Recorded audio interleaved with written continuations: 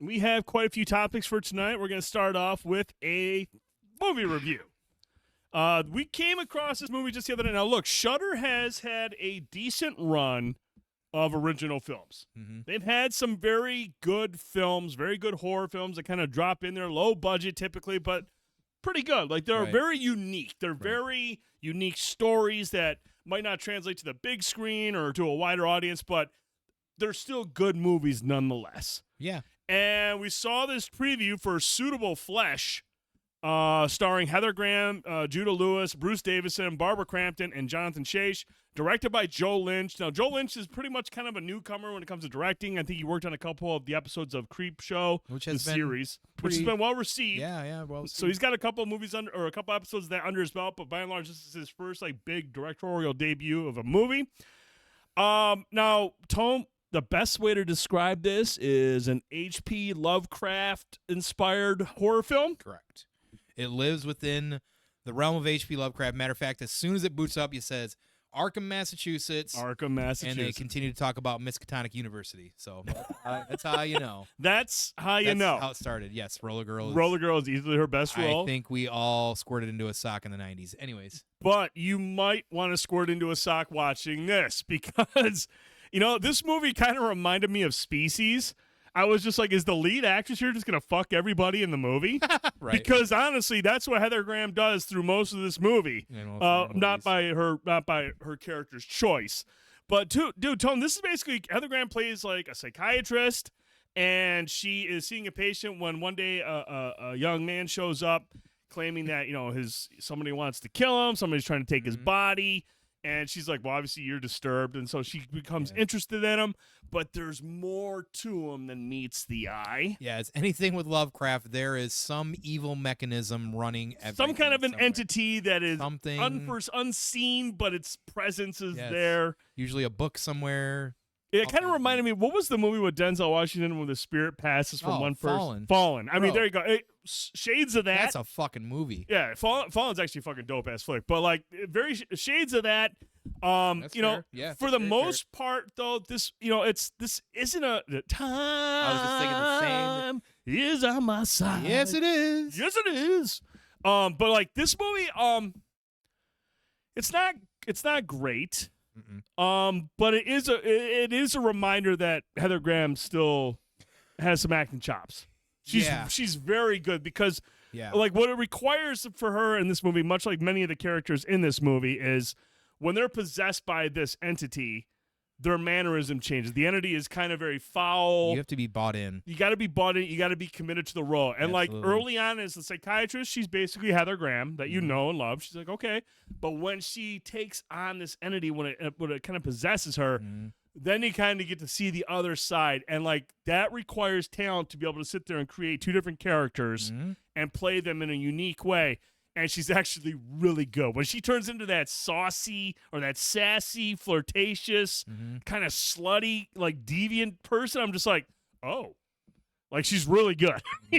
And the way that she transitions back and forth from those two characters is probably the highlight for me because I think it's just really entertaining to see that unfold. She's the highlight, I feel, of this movie. She really is. I mean, everyone else it's very similar to Venom, that personality. Actually, really, yeah. Yeah, I mean, it's like a personality. She kind of bounces back and forth, and that part of it is really good.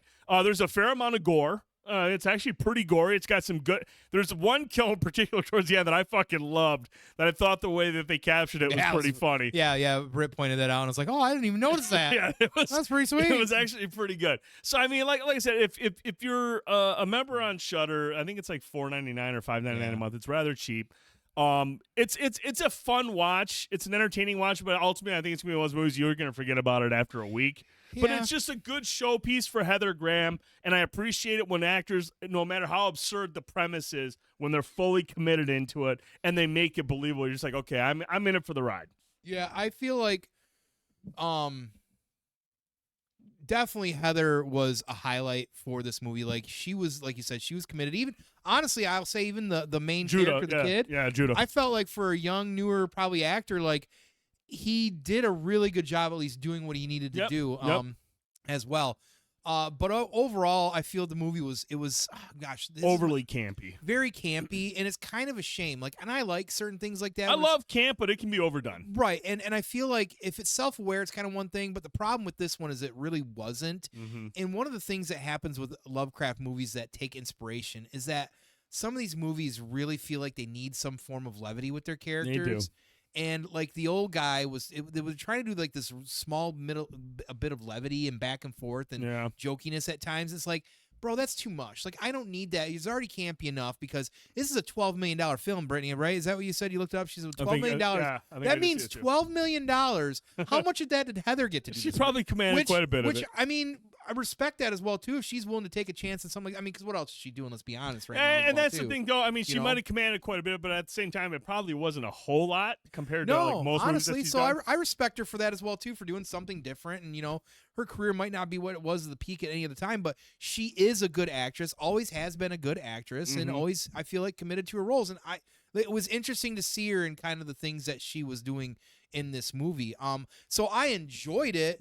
It was certainly a lot of ridiculous. It's for very sure. ridiculous. But what I had told you, I think, is that it's kind of a shame because like the premise of it, like had they really maybe even the budget don't necessarily matter as much.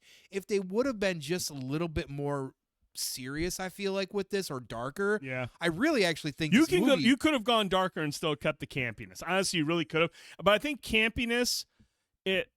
While it's important to certain movies, and I think it does have a place in a movie like this, but when everything else around it, and it's probably part of budget constraints, is like some of the performances outside of the main three, not very good. Not great, and that definitely kind of takes you out of it. And when you have the transition or when the possession takes place, it's kind of the same thing, and you kind of expect just a little bit more in terms of like how violent it is to make that transition. So I feel like, you don't get that shock and awe in certain ways. So, I mean, it's, you got low budget, this and that. Outside of like the main three, it's the performances are a little uneven, and ultimately it's just kind of like, eh. And it did have, like I said, I feel like it really had potential to be closer to that greatness, and maybe again a mid-budget, maybe different actors, whatever it would be, because I like the story, the what they were trying to do with it. I actually really liked a lot of that as well too. But again, Lovecraft always walks that line of like this dark, almost like kind of like Hellraiser, this dark sexual kind of like connotation. So, and yes, we can definitely talk about how awful the husband. Yeah, Jonathan Shage. He was in That Thing You Do with Tom Hanks. He's one of the band members. Oh my God, that's really random. Well, he wasn't doing a damn thing in this. He's like, and maybe it's just the material that he's given. And that's what I said. It might have been the dialogue. I don't think he was a terrible actor back in the 90s. I thought he had some decent roles here and there, but I mean, he's not your fucking leading man anymore. But no, like he was just like really kind of. But I don't know if that was leaning into the campiness or. But I feel like it's more just lackluster writing for his character. And that's the thing you got to take with Shudder films. You're not going to get like these crazy AAA movies. You're not going to get these high budget things. So it's like watching the old sci-fi B films back in the day. That's exactly what it is. Which it's a B movie. I enjoy those for what they are as well too. But I'm realistic about it too. Now I'm not going to say that's the greatest movie I've ever seen. Great premise. I think if it was, again, had maybe more money, I think this could have been something that could have moved into the greater side of it. But, I think it's worth watching. I actually wouldn't mind probably, watching it again at some point because that's just kind of how I roll when it comes to you want to rub one out, you fucking pervert. I get it. But I also campy ass bullshit Lovecraft movies, they kind of go hand in hand. No big budget ever usually throws their money down on a Lovecraft film too often and goes, do this. So, well, I mean, if you look at some of the other ones we've seen, like Color Out of Space, that was kind of low budget. It kind of leaned into the acting and Nick Cage and things of that nature. So, I mean, like you said, man, it's hard to get like a big budget into something like Lovecrafty and stuff because it's so kind of out there, and it's really hard to buy into. It's because Lovecraft, the thing is about it. You can watch by yourself. She ain't sitting through that shit again. Yeah, she ain't down. Lovecraft definitely is. There's a lot of layers to it, but like the premise of it definitely can be just can be a hard sell because it's also a thought process when you get into the madness and how everything works. But I don't think that's fair though. I mean, he gets Heather Graham, but you get Jonathan Shage. You get the good looking husband. He can't act, but he's a good looking dude. You guys both get a little something. You get some dirty talk from both of them. They are very graphic in this movie, too, with the things they say. Yeah, that was pretty gnarly. I was like, damn. When she's saying some of the things she's saying, I was just like, whoa. I mean, they're really not. No, it's like I felt like I had a camera on me. They're saying the stuff I usually say. But yeah, no, I think it would have benefited probably also from having like I'm not saying Joe Lynch is a bad director, but obviously you can tell with the direction that he was given, with what little he was, able to work with the writing. This is obviously a step for him. Show us what you can do now with something like Shudder, and then eventually he can grow over time. Maybe. So we'll see. I mean, like I said, I want to get you guys the girls' thoughts. So if you have Shudder, and if you did watch Suitable Flesh, we want to get your thoughts. Let us know in the comments below. I thought it was an okay flick. Heather Graham is definitely the highlight, but I'll be curious to hear what other people think about it. Yeah, I thought it was all right.